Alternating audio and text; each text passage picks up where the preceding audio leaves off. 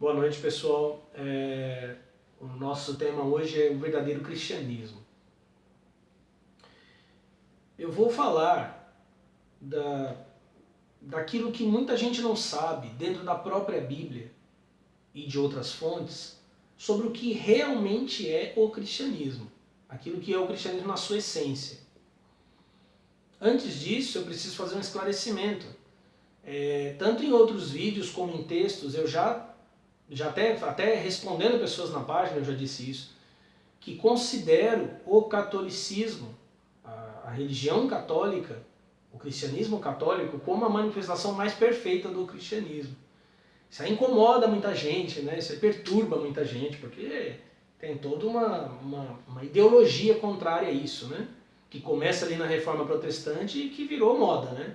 Todo mundo vê a Igreja Católica como o grande vilão de todas as coisas. Então preciso fazer um esclarecimento. Na minha explicação inicial, nesse primeiro vídeo, eu vou realmente mostrar como que alguns elementos presentes dentro da fé católica estão de acordo com o cristianismo, como eles têm origem realmente cristã. Mas isso não quer dizer que eu concorde com a postura da Igreja Católica hoje. Vou dar um exemplo.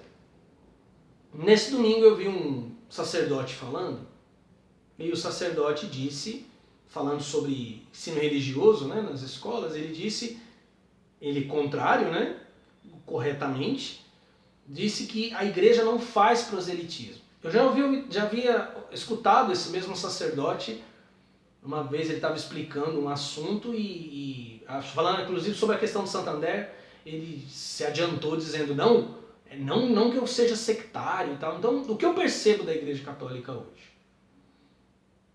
Ela está tão bem enraizada na cultura, na sociedade, que ela não entende que o mundo, não o planeta, que o cosmos, a organização do mundo é inimiga do cosmos ou organização do mundo do cristianismo. Ela está tão bem acomodada na sociedade que ela se tornou parte do mundo, parte da história, da civilização. Então eu vejo hoje sacerdotes católicos que não pregam o evangelho. Isso é, né, todo mundo, cara. De Padre Marcelo a Fábio de Mello, todo mundo. O que você vê é um assistencialismo. Então você vê os caras só falando de vamos acolher, vamos levar cesta básica, vamos fazer a campanha do agasalho, né? Apenas assistencialismo. Assistência social, obras sociais. E um discurso muito piegas de autoajuda, né? de aceitação. Então você vê uma igreja com muito medo de dizer que ela tem a verdade. E isso para mim é uma doença muito profunda, porque se você está numa religião e você não acredita que ela tem a verdade, eu não tô dizendo que acreditar que sua religião tem a verdade quer dizer que ela tem a verdade absoluta. E que esta verdade não pode conversar com a verdade em outras religiões. Mas se você precisa o tempo inteiro ficar se desculpando, não quero ser sectário, ou você é um assalariado, né? Você está lá celebrando missa porque você recebe, você é um empregado da igreja, ou você é um hipócrita. E as duas situações são horríveis, né? Então eu vejo uma igreja com muito medo, e ao mesmo tempo ela quer passar esse discurso pró-vida, né? Preservar a vida desde a concepção e tal, mas ela tenta fazer isso de um jeito que não vai conseguir fazer nunca. Porque na essência da mensagem do Novo Testamento é o Evangelho que transforma. É o Evangelho que muda a consciência das pessoas. É isso que Paulo disse que deveria ser pregado. Esse mesmo sacerdote disse, nós não precisamos pregar. O professor não precisa falar que ele é religioso. Pelo exemplo ele prega. Se pelo exemplo prega, mano, e converte pessoas, Jesus não teria sido perseguido. Os apóstolos não teriam sido perseguidos. Você sabe, todo mundo já passou por isso. De repente você tá de boa lá, tá vivendo sua vida, tá fazendo o teu trabalho, tá na tua escola, tá na tua faculdade, tá de boa. De repente a pessoa cisma com você. Exemplo é uma coisa muito vaga, né? Mas isso aí é um pretexto. para você não falar, para você não comunicar conteúdos, para você não educar. E esse educar espiritualmente é um papel da igreja. Que ela não seja proselitista, eu entendo, eu aceito. Proselitismo é aquela evangelização pesada, né? Que acoa, né? Que cerca, que vai no cara no ônibus, que vai no cara no metrô, que engole tudo quanto é canal de TV. Só que enquanto a Igreja Católica tem essa postura covarde, retraída, parece que tem vergonha de si mesma, os evangélicos estão arregaçando, dominando a política, dominando a TV e dominando as cabeças. Então o que você tem hoje, ou esse discursinho, esse lenga-lenga, ou renovação carismática, que não tem nada de católico na renovação católica carismática. O que você tem na renovação católica carismática é uma infiltração do pentecostalismo protestante dentro da igreja. Eles chamam isso de renovação. Ficar igual uns idiotas lá enrolando a língua, xuricanta labalaia, suriabalastúbias. Eles acham que isso é muita espiritualidade. Né? Aquela galera gritando e fazendo barulho, né? E aquela coisa que você vê em culto protestante. Essa decadência da igreja, essa vergonha de si mesma, vem desde o Vaticano II. No Vaticano II, a igreja se retraiu, por exemplo, em comparação ao Concílio de Trento. No Concílio de Trento, diante da reforma protestante, a igreja ofereceu uma contra-reforma. Ela reafirmou seu espírito, sua identidade. No Concílio Vaticano II, a igreja negou sua identidade. Ela se acovardou. Aí lá nasce a teologia da libertação. Por isso que hoje você tem um papa que ele só é pop, não tem nada de papa. Você tem um papa que ele posa para as câmeras. As pessoas se impressionam com isso. Mas não é verdadeiro. É um cara que está sempre pensando na imagem do mundo, como o mundo o verá. Vai vê-lo, vai enxergá-lo. Né? É midiático o negócio. Vamos lavar os pés, né? As pessoas ficam, nossa, olha como ele é humilde, ele lava os pés das pessoas.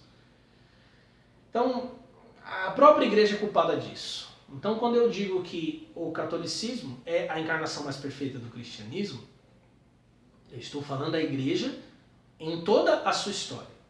Como a revelação do evangelho se encarnou na igreja em toda a sua história. Hoje a igreja vive uma crise.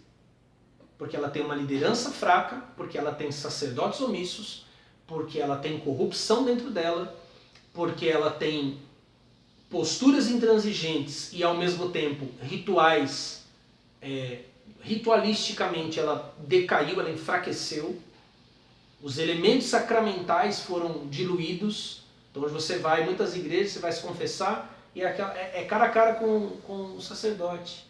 Porque tem que ser uma conversa, virou terapia, entendeu? O cara virou psicólogo. Isso não é o sacramento da confissão.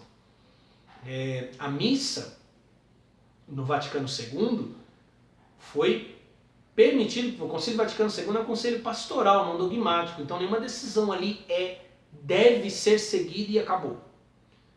Então se permitiu uma missa com mais, né, se trouxe um novo missal, se permitiu uma missa com mais interação com o povo. Mas, por exemplo, se você for católico, você pode receber a comunhão de joelhos na boca, como era antes do concílio. Ninguém faz isso. E eu já sei de paróquias onde padres brigaram com pessoas que quiseram receber a moda antiga. Então a igreja vai se distanciando do seu espírito católico, tem gente que acha bom, mas ela vai se tornando cada vez mais evangélica, cada vez mais protestante. E você vai vendo que tem cada vez mais padres despreparados. Fábio de Mello é uma vergonha. Fábio de Mello é uma vergonha. A mulherada morre por causa dele, né? E fica doida lá, com a calça apertada dele lá, apertando o saquinho dele, mas a postura dele não é de um sacerdote. Não é porque ele canta. As próprias posturas teológicas dele não são de um sacerdote. Mas é o que ele aprendeu no seminário, essa porcaria toda, liberal, essa mentalidade toda. Então é uma igreja que se tornou inócua. Não tem nada, não tem como ajudar o mundo. Esse é o estado da igreja. Mas esta não é a igreja que encarna, a meu ver, de modo muito mais perfeitamente o cristianismo. Isso a gente vê na história, nos seus dogmas e nas suas posições. Ela já viveu outras crises. E estas crises são crises desta encarnação igreja, mas não são crises da própria igreja de Cristo. Última coisa que eu quero, para fechar essa introdução, muitos dos sintomas que a igreja vivencia é porque ela está sob o fundamento de Pedro. Hoje existe, desde os muito liberais na igreja até os extremamente conservadores. Por exemplo, existe um segmento dentro da igreja católica chamado de sedevacantistas, quer dizer, aqueles que acreditam que a cadeira do Papa está vaga, mas já há muito tempo. Não aceitam o papado de João Paulo II, alguns não aceitam Pio XII, não aceitaram Bento XVI, já que eles são antipapas, porque hereges não podem ser papas e tal. E uma vez eu li um artigo, inclusive, de um outro conservador, só que menos radical, em que ele dizia que se não há mais papa, não há mais igreja. Então é uma eclésia vacante. E esse cara está certo. Quando o trono do Papa, que representa Pedro, sobre quem Jesus edificou a primeira igreja, quando este trono é tirado, ele é removido, e ele seria removido, Paulo falou da apostasia que viria, que haveria um desvio da fé. Quando esse trono fosse removido, aquela antiga igreja desapareceria. E uma nova igreja seria edificada sobre o fundamento de Paulo. O que eu vou mostrar aqui, quando eu digo que vou mostrar o verdadeiro evangelho, é porque não é o evangelho que a gente está habituado a ver. Existem elementos do evangelho de Paulo muito bem encarnados dentro da igreja católica. Não na evangélica, mas na católica, é o que eu vou tentar mostrar. Mas são elementos.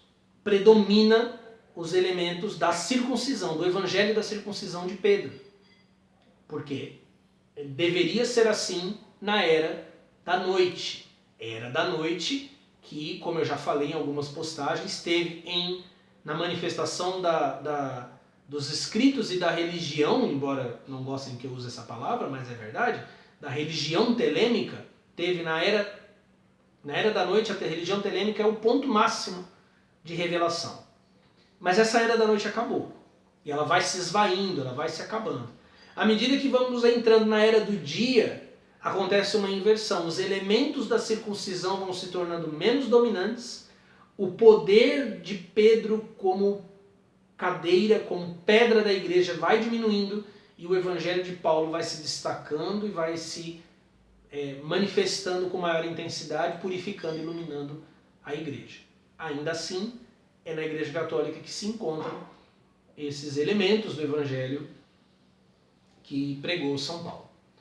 Então esse verdadeiro cristianismo, introdução, e agora nós vamos para um próximo vídeo, o verdadeiro cristianismo, parte 1, onde eu vou pegar aqui alguns elementos da própria Bíblia para mostrar para vocês como que esses elementos se tornam realidade dentro da igreja, que a meu ver é a Igreja Católica Romana.